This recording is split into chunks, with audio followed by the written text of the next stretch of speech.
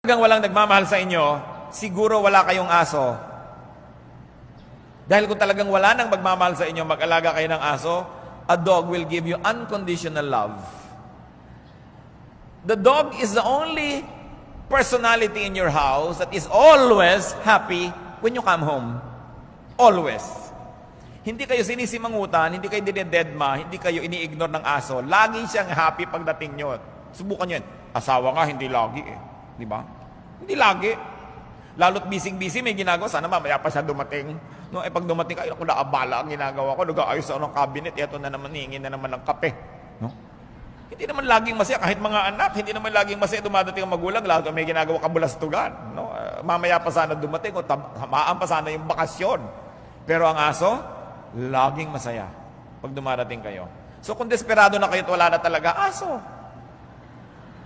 Pero may nagmamahal sa inyo,